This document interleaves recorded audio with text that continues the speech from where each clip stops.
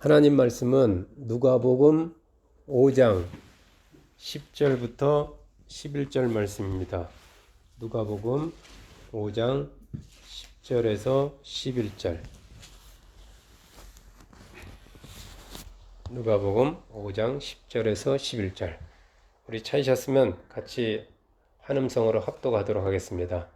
세베대의 아들로서 시몬의 동업자인 야고보와 요한도 놀랐음이라. 예수께서 시몬에게 이르시되 무서워하지 말라. 이제후로는 내가 사람을 취하리라 하시니 그들이 배들을 육지에 대고 모든 것을 버려두고 예수를 따르니라. 아멘. 기도하겠습니다. 좋으신 아버지 하나님 감사합니다. 오늘도 우리가 함께 모여 예배할 수 있도록 우리의 모든 환경을 주관해 주셔서 참으로 감사합니다. 이 시간에 예수님의 보혈을 의지해서 하나님 앞에 나가오니 예수님의 피로 우리의 모든 죄를 용서해 주시고 더 다 속량해 주시며 영원한 속죄를 이루어 주시니 감사합니다. 우리가 드리는 모든 기도들을 하나님께서 향기로 받아주시니 참으로 감사합니다. 우리 지체들 그리고 우리의 모든 가까이 있는 또 멀리 있는 모든 성도들 가운데 그들의 삶 가운데 직장과 또 사업 가운데 자녀들 가운데 하나님께서 부족함이 없도록 채워주시니 감사합니다. 우리 주위에 또 친가 쪽에 외가 쪽에 또 직장이나 또 이 동네에도 아직도 예수님을 믿지 않은 채 아버지 정말 천국을 모른 채 살아가는 영혼들이 많습니다. 주여 저들을 불쌍히 여겨 주시옵소서. 예수님을 알게 하여 주시고 예수님을 믿게 하여 주셔서 함께 천국을 향해서 행진하는 동료들 또 형제와 자매 되게 하여 주시옵소서. 이 시간에 저희들이 하나님의 말씀을 사모하여 이 자리에서 말씀을 기다립니다. 말씀이신 하나님께서 오늘 우리 가정에 찾아와 주시고 또 성령께서 이 시간에 말씀으로 나타나셔서 오늘도 말씀 받다가 기적을 체험하게 해주시고 하나님 그 말씀이 능력이고 힘임을 아버지는 알게 하여 주시옵소서. 감사를 드리오며 예수님 이름으로 기도했습니다. 아멘. 자, 저는 매번 또 이런 말을 하게 되네요. 이상하지? 설교를 준비한다는 그런 생각보다는 하나의 글을 쓴다는 생각으로 이렇게 말씀을 준비해요. 글쓰기는 써보신 분은 아시겠지만 뭐 쉽게 쓰는 분도 있지만 저 같은 경우는 그 과정이 좀 과장되게 말해서 산모의 어떤 진통과 산구와 비슷합니다. 산모의 그 진통이나 산구 정도는 아니지만 그만큼 이렇게 그냥 금방 나오는 게 아니라 아이가 배에서 잉태해서 한 달, 열 달이 걸리고 또 나올 때 막바지에 이렇게 힘을 쓰듯이 그렇게 그 과정을 겪는다는 거예요.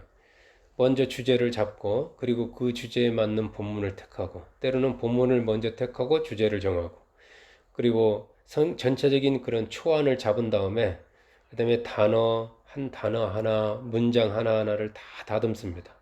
그리고 문맥을 정리하고 앞뒤 말이 안 되는 것들을 순서 배열 또 버릴 건 버리고 가지칠 건 가지치고 그런 일련의 과정 끝에 건강한 아이가 태어나듯이 하나의 설교가 탄생해요. 따라서 저에게 설교는 한 편의 이 작품과 같아요.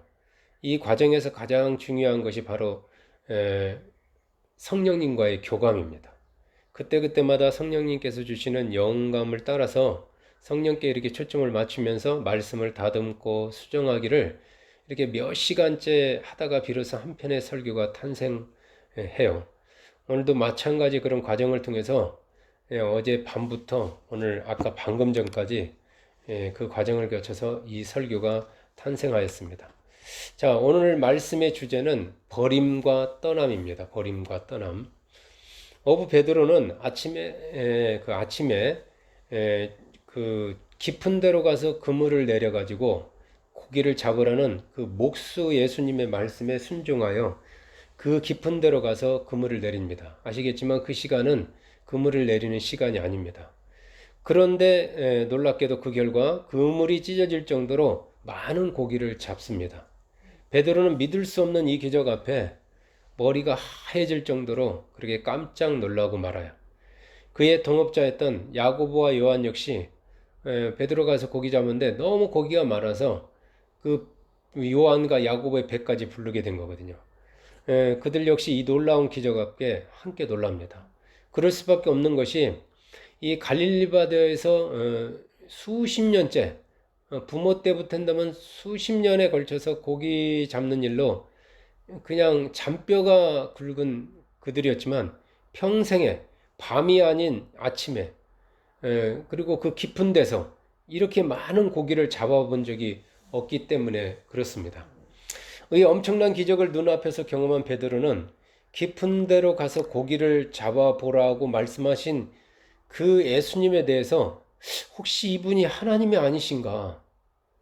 예, 어떻게 이런 걸 다 아시지? 하는 그런 신적인 경외감이 생긴 것 같아요. 그러면서 자신도 모르는 게 신 앞에서 하나님 앞에서 사람들이 대면하면 막 두려워서 떨거든요. 자기의 모든 거를 다 아는 것처럼 느껴지기 때문에 사시나무시 떨고 모든 숨겨진 것이 다 드러나는 그 순간 앞에서 다 떨게 돼 있거든요.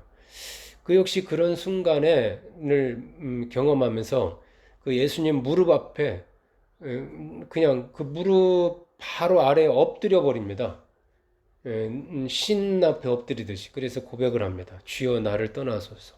나는 죄인이로서이다. 기적을 봤는데 전혀 맞지 않는 말을 하는 거예요. 자기의 죄가 다 예수님 앞에 벌거벗은 것처럼 다 드러나는 것처럼 느낀 겁니다. 그런 베드로에게 예수님은 새로운 사명을 의 말씀을 주셔요. 무서워하지 말라. 이제후로는 내가 사람을 취하리라. 이런 말씀을 주십니다.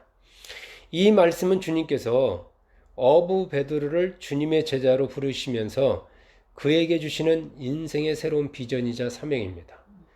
여기서 뭐 사람을 취하리라를 그냥 문자 그대로 사람을 베드로는 이제 말하게 되면 많은 축복을 이제 네가 경험하게 될 것이다. 많은 기적을 보게 될 것이다. 이런 의미이기도 하거든요.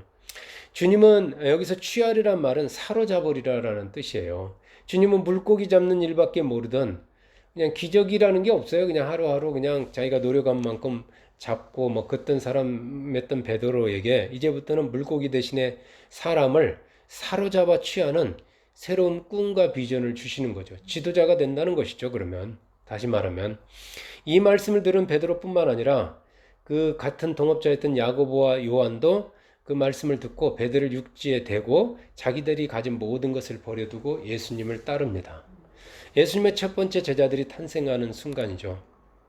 저는 여기서 이 버려두고 버림이라는 단어에 주목하고자 해요.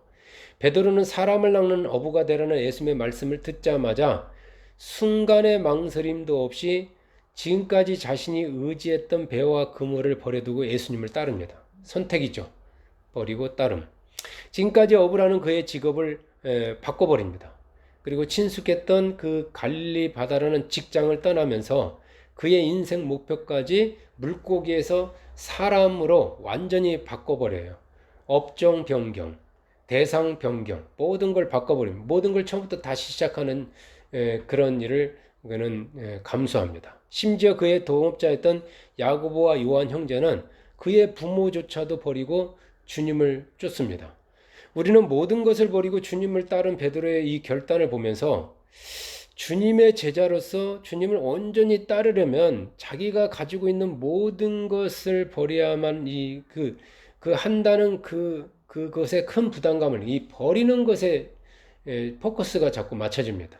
그 뒤에 어떤 그 사람 축복 이거보다는 내가 지금 가진 것을 버려야 되는 거, 의지해야 되는 것을 버려야 되는 것에 부담감을 느껴요. 어떤 분에게 왜 교회에 나오지 않느냐고 물으니까 자기가 좋아하는 담배, 술, 또 대부분의 친구들 아니면 그 일요일 날의 모든 행사들 그런 것들을 다 끊어야 하기 때문이라고 말합니다. 그것들을 버려야 하기 때문에 나오는 게 망설여진다는 거예요. 주님을 따라가서 물고기 대신에 사람을 잡는 것이 훨씬 보람 있고요. 매력적이고 또 자기가 내심하고 싶었던 일임에도 불구하고 그걸 주님 알기 때문에 베드로의 그 말을 한 거거든요. 이 사람은 고기나 잡을 사람이 아니고 사실 이 사람 내면 속에는 사람에 대한 어떤 지도력 있는 사람인 걸 알거든요. 근데 그냥 어쩔 수 없이 고기나 잡고 하루하루 먹고 사는 그 내면을 주님은 정확하게 말씀하신 것. 그래서 그것이 훨씬 자기가 하고 싶은 일이고 할 수만 있다면 그걸 선택할 수 있습니다. 임에도 불구하고 모든 사람들에게 그걸 주님은 다 주시거든요. 그러기 위해서는 모든 것을 버려야 한다는, 희생해야 한다는 현실적인 그런 부담이 있는 거예요. 진짜 주님의 제자로서의 삶을 살려면 정말 우리가 저도만 그런 걸 너무 많이 겪었지만 세상이냐 예수님이냐, 주일날 뭐 예배를 드려야 되는 직장인 경우는 어떤 땐 과감하게 포기를 해야 될 것, 승진이냐 뭐 이런 거, 성공이냐 부냐 뭐 이런 것들이 갈등이 올 때가 있거든요. 둘 중 하나를 선택해야 하는데 그 선택이 결국 쉽지가 않습니다. 꼭 모든 것을 버려야 주님이 약속하는 것을 약속하신 저 축복을 취할 수 있는 것인가? 곰곰이 생각하면서 고민하게 합니다. 이 결단이 얼마나 힘들고 어려운지를 부자 청년의 경우를 봐도 잘 알 수 있어요. 마태복음 19장을 보면 어릴 때부터 하나님의 계명을 잘 지킨, 교회를 열심히 모태신앙처럼 잘 다니고 하나님을 사랑했던 이 부자 청년이 예수님을 찾아와서 제가 어떻게 해야 영생을 얻을 수 있습니까? 라고 예수님께 묻습니다. 주님은 그 청년을 향해서 내 소유를 팔아 가난한 자들에게 주고 나를 따르라고 이렇게 말씀하셔요. 팔아서 버리고. 그렇게 하면 하늘에서 보화가 가득할 것이라고 약속하십니다. 모든 것을 버리고 주님을 따르라는 이 말씀을 들은 재물이 많은 이 청년은 아멘 하기보다는 너무너무 근심하면서 괴로워하면서 돌아갔다고 성경은 기록하고 있어요. 아무리 하나님의 계명을 잘 지키며 하나님을 사랑한 청년도 자기의 소유 전부를 팔아서 가난한 자에게 나눠주고 주님을 따르라? 이 말씀에는 망설이지 않을 수가 없었던 거예요. 그런 청년을 안타깝게 바라보신 예수님은 이 돈 많은 부자가 천국에 들어가기가 그 큰 낙타가 바늘귀로 들어가는 것보다 어렵다고 말씀하십니다. 주님의 그 말씀을 들은 베드로가 이제 또 주님께 물어요. 우리가 모든 것을 버리고 주를 따라 싸운데 그런즉 우리가 무엇을 얻으리까?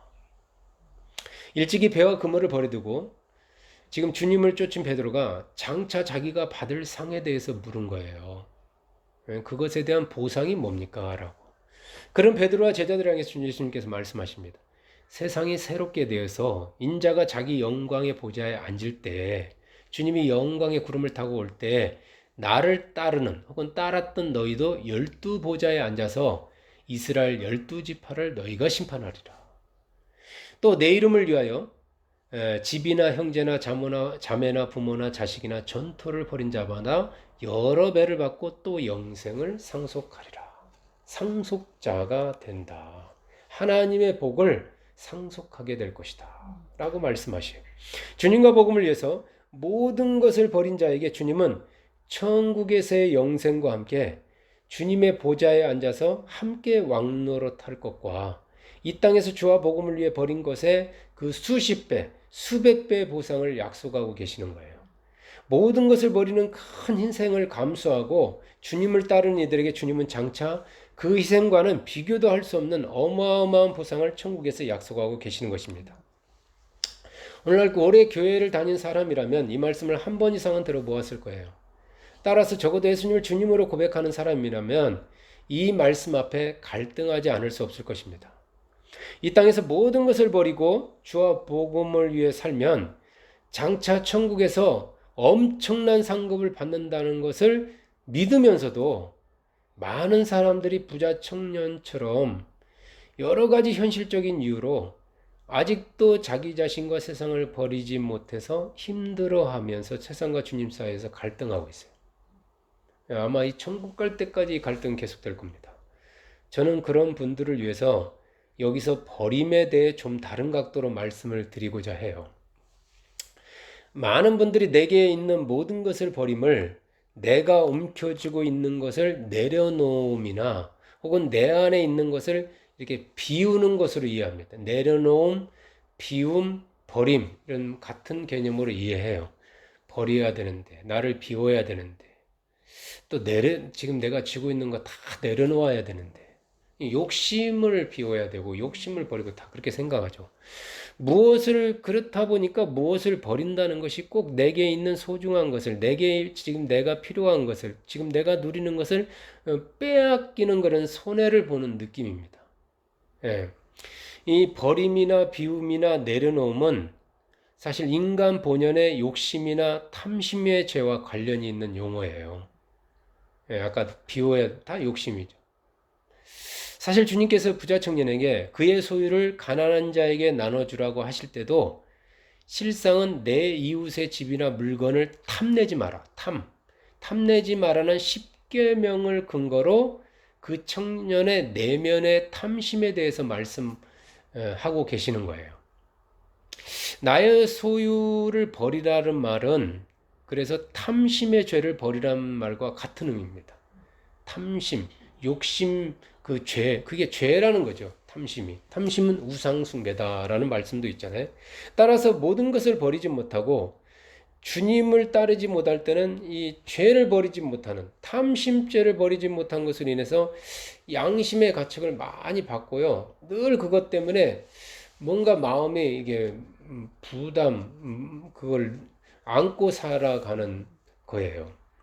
그러다 그런 설교 오면 막 양심이 찔리고 또 그게 이제 단단해지면 듣기가 싫어지고 그냥 그 말씀은 이제 나에게 해당되는 말씀이 아니야. 나는 그냥 이대로가 좋아. 그냥 나는 너무 뭐 왕 같은 사람 낚는 것도 싫어하면서 끊임없이 자기 변명, 자기 핑계, 자기 회피에 이렇게 빠집니다. 과연 그럴까요? 저도 그런 거에 대해 고민을 하고 있을 때 이렇게 하나님께 감동을 제가 이해한 버림은 떠남이에요. 떠남. 그래서 오늘 주제가 제가 버림과 떠남이라고 그러죠. 버림은 사실 떠남이다. 베드로가 모든 것을 버린 것은 사실은 좁디 좁은 그 배가 사실은 얼마나 좁습니까? 그 제가 알기로는 베드로 자기 배도 아니에요. 이 배의 선주는 요한입니다. 임대에서 사는 그 배예요. 임대해가지고 사는 배. 그 좁은 배 안과 갈릴리 바다라는 어릴 때부터 갈릴리 바다에서 컸으면은 갈릴리 바다가 되게 그 바다라고 했으니까 그 바다만 봤으면 그게 제일 큰 줄 알겠죠. 그러나 예수님은 천국에서 오신 분이잖아요. 우주에서 오신 분이잖아요. 얼마나 크고 갈릴리보다 더 크고 더 화려하고 더 엄청난 것이 많은 걸 아시는 분이거든요. 근데 그 바다에서 나고 그 바다에서 자라고 뭐 아시겠지만 세계 지금 인터넷도 없고 할 때는 우리가 뭐 어릴 때 시골에서 자라면 시골에서 자라서 시골에서 크다가 시골에서 죽거든요. 그게 전부거든요. 그 세계가. 자기가 자라고 자기가 본 것이 다거든요. 그래서 이 사실을 버린다는 것은 그 작은 세계를 떠나기 위한 바로 전 과정이라고 할 수가 있는 거예요.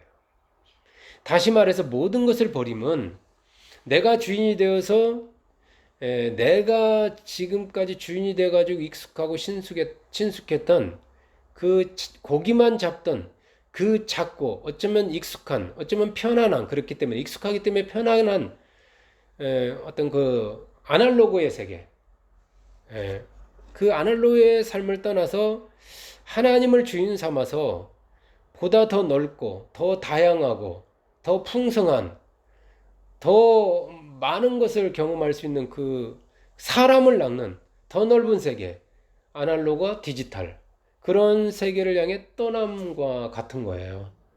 많은 사람들이 자기가 쓰던 옛날 아날로그 시계를 못 바꾸잖아요. 그냥 그걸 계속 쓰고, 뭐, 전화기를 쓰는 게 편하죠. 버튼식으로 누르는 게 편하지. 막 핸드폰 복잡하잖아요. 그래서 사실은 그걸 주님이 떠나기를 원하죠. 버림은 버리라 모든 것을 버린다는 것은 그래서 버림은 언뜻 엄청난 희생과 나한테 엄청난 손해처럼 보이지만 사실은 자기 자신을 위해서 보다 더 넓은 세계를 향해 떠남이라고 할 수 있는 거예요. 버림이라는 건 떠남이다. 지금까지 익숙했던 그 세계를 여러분 떠나지 않고는 주님이 약속하신 새로운 세계를 맛볼 수가 없어요. 그런 의미에서 버림은 더 나은 삶을 향한 출발이라고 할 수가 있는 거예요, 사실은. 이것이 가능한 것은 베드로에게 이것이 가능했던 것은 주님과의 만남 때문입니다.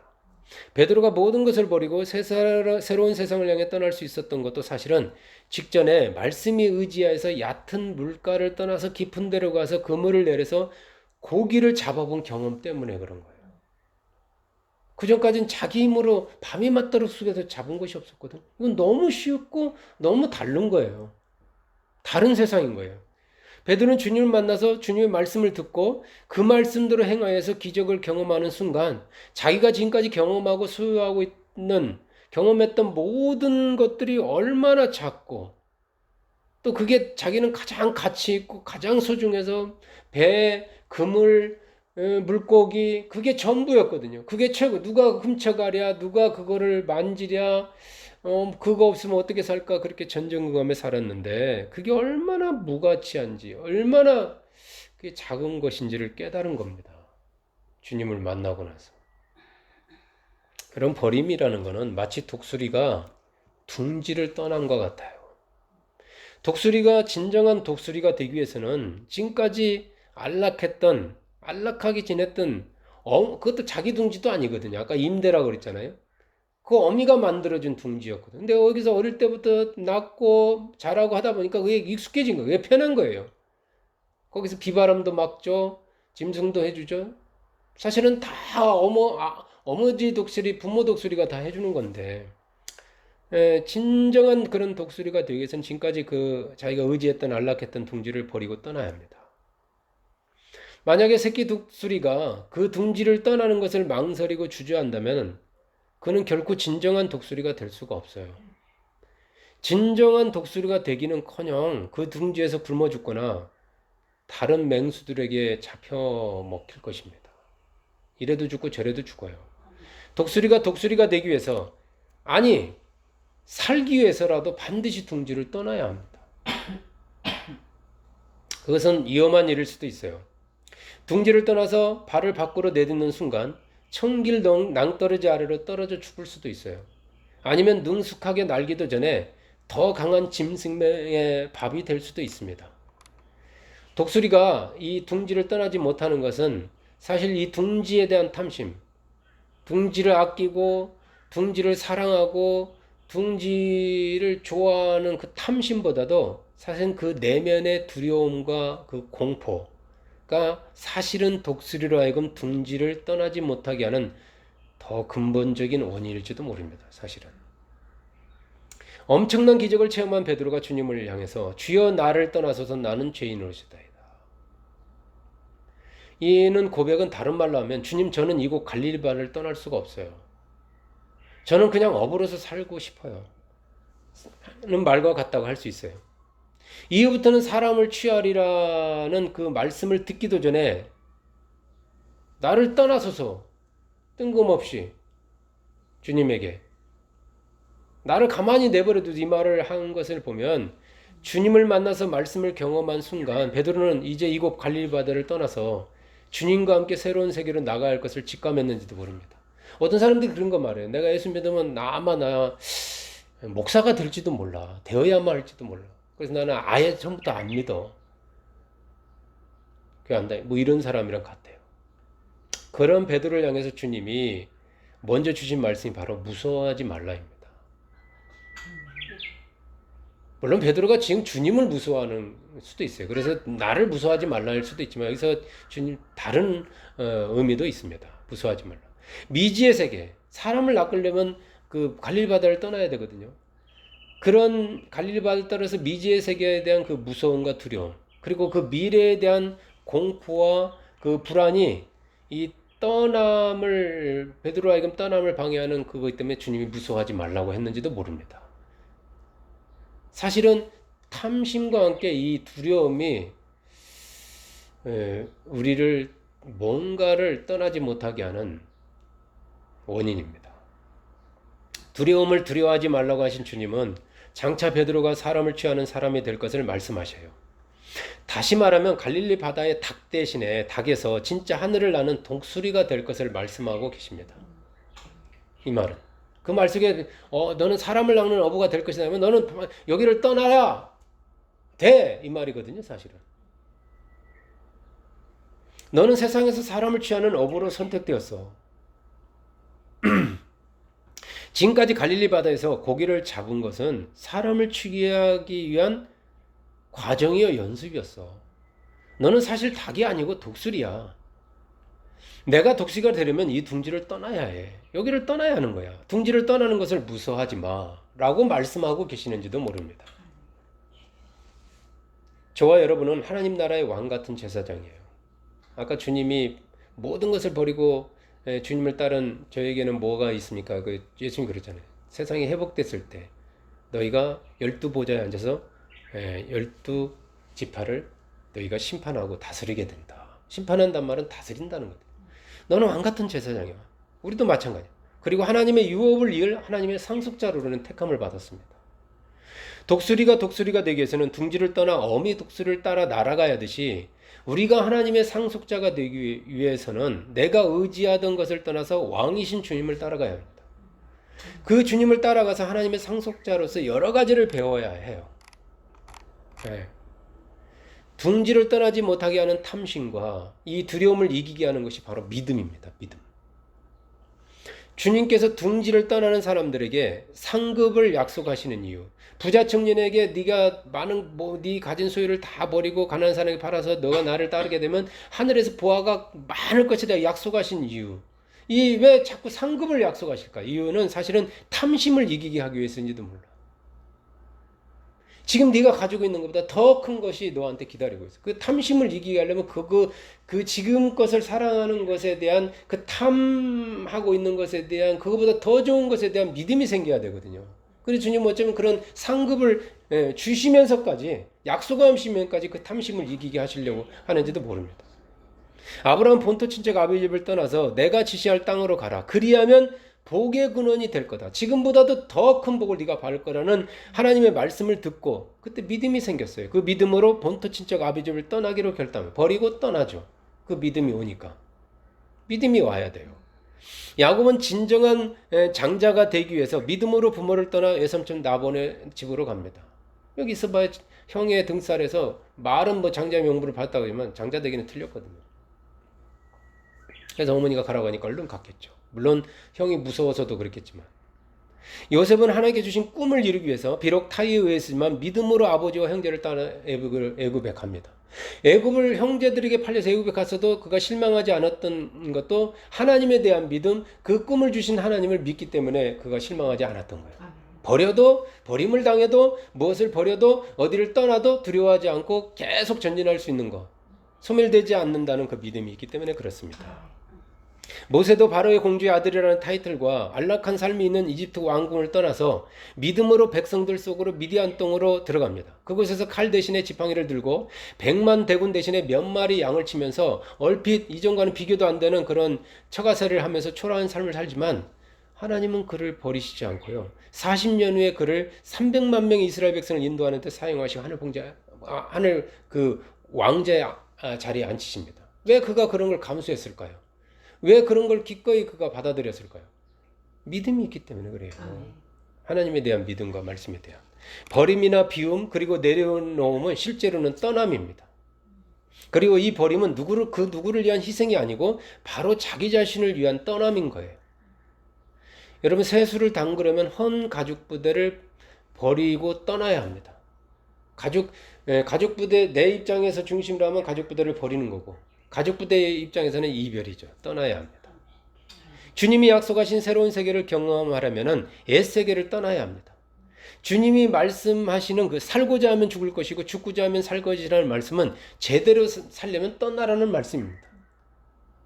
제대로 살려면.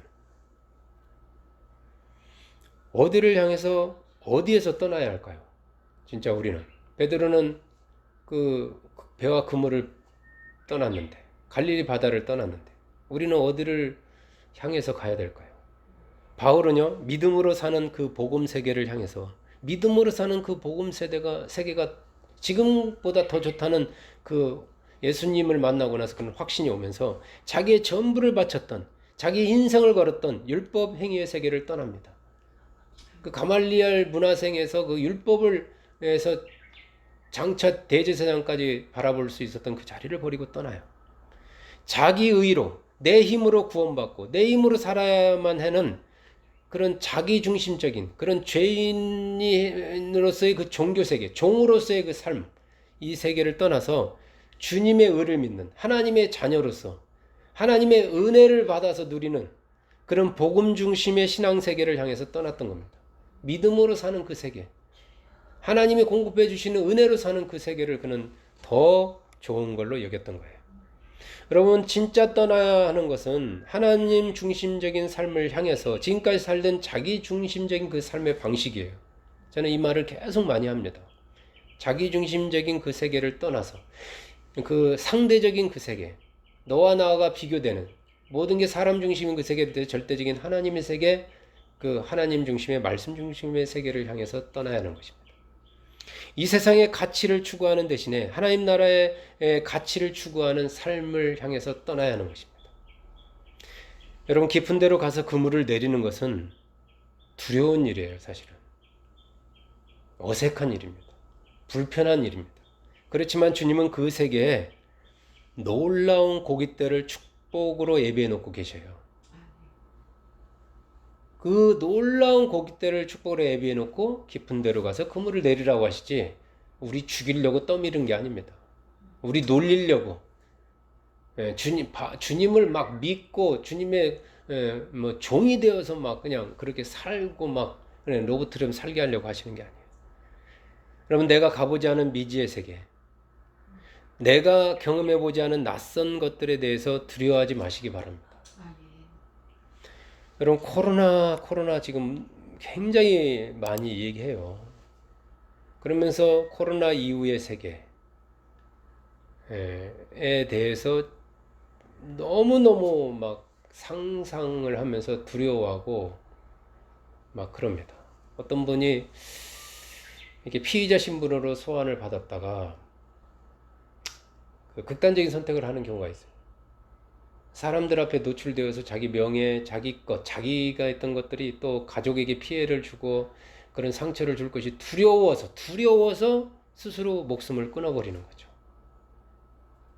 두려움이 문제입니다. 저는 말씀드립니다. 코로나 이후의 세계를 지나치게 두려워하지 마시기 바랍니다. 여러분, 큰 고난 뒤에, 큰 결단 뒤에 큰 축복이 우리를 기다리고 있어요. 지금 20대라면 30대를 두려워하지 마시기 바랍니다. 그 모든 것을 거친 사람들은 다 알아요. 미혼의 처녀와 총각들이 결혼에 대해서 엄청 두려워해요. 자녀를 키우는 것, 자녀를 낳는 것에 대해서 두려워합니다. 그런데 자녀들이 다 크고 또 10달 후에 자녀가 태어났을 때 그 보람을 느끼잖아요. 근데 그런 시도조차도 하지 않아요. 요즘은 안 하려. 저는 그거 내면에 두려움이 있다고 생각해요. 귀찮음이 있다고 생각해요. 그냥 이대로 편하게 살고 싶어 하는 거예요. 여러분, 지금 40대, 50대라면 혹은 30대라면 그 다음 때, 60대 이때를 두려워하지 마시기 바랍니다. 저는 목사님들이 계시면 그렇게 말해요. 개척하는 거를 두려워하지 마세요. 개척하면 고생한다, 개고생이다. 꼭 그런 것만 있는 건 아닙니다. 거기에는 또 다른 맛볼 수 없는 즐거움이 있어요. 큰 교회만 찾지 마세요. 가난한 교회 개척교회라고 해서 뭐 냄새나는 지하에 있다고 해서 고생만 하고 거기 가서 막 봉사만 하는 게 아닙니다. 말로 다 할 수 없는 기쁨과 보람이 있어요. 어떤 사람들이 선교여행을 가서 가난한 미얀마나 혹은 또 정말 밀림 같은 데 가서 항상 하는 얘기가 그래요. 아프리카 같은 데 가서 준 것보다 얻은 게 더 많다고. 봉사하면서 더 많은 걸 얻었다고. 낮은 데로 가면은 이 편한 데를 떠나서 힘든 데를 가면 고생할까 봐 두려워하지만 갔다 온 사람들은 내가 가지고 간 것보다 나눠준 것보다 더 많은 것을 자기가 얻고 왔다고 그래요. 여행도 그래요. 편안한 여행도 있지만 고생하는 여행도 있는데 그 고생을 감수하고 편안한 집을 떠나서 갔다 오면요, 얻는 게 많았다고 그래요, 다들. 병에서 아팠다가 나은 사람들 얘기도 그렇습니다. 이 병을 통해서, 이 가난을 통해서 얻은 게, 깨달은 게 많았다고. 이 고난을 통해서 얻은 게 많았다고. 사업의 실패를 통해서 내가 미처 몰랐던 또 발견하지 못한 걸 얻었다. 각자의 세대에 하나님께서 예비하신 놀라운 축복이 기다리고 있어요. 지금 70대, 80대라면 이 땅을 떠나는 죽음 이후를 두려워하지 마시기 바랍니다. 주님을 믿는다면 이 땅을 떠나는 순간 상상도 할 수 없는 천국이 예비되어 있기 때문에 그래요. 예, 이 땅을 떠나는 것을 막 두려워해요. 그럴 필요가 없습니다. 또 하나 말씀드리고 싶은 게 있어요. 내가 정말 전도에서 오는 그 기쁨, 또 기도에서 오는 그 기도 응답의 기쁨을 체험하려면 편안하고 안락한 침대를 떠나야 됩니다.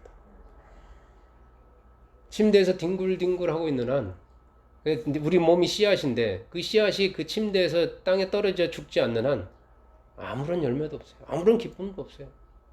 그냥 삶이 단조로울 뿐이에요. 근데 그 침대를 떠나서